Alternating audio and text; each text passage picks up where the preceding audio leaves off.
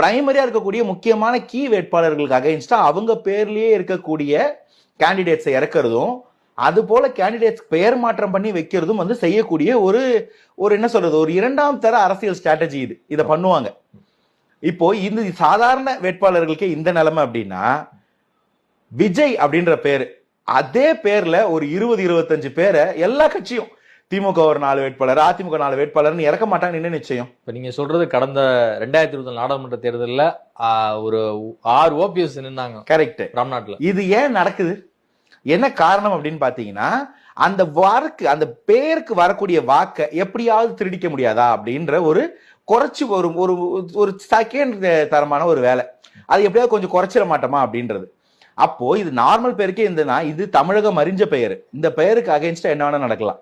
So இதுக்கு counter narrative strategy ஒன்று இருக்கணும் இல்லைங்களா? அந்த ஸ்ட்ராட்டஜி தான் நீங்க சொல்ற மாதிரி இது மதுரை மட்டுமோ, வேலூர் மட்டுமோ, ராமநாதபுரமோ, கடலூரோ, இல்ல சென்னையில் இருக்கக்கூடிய திருவொற்றியூரோ, கொளத்தூரோ மட்டும் கிடையாது.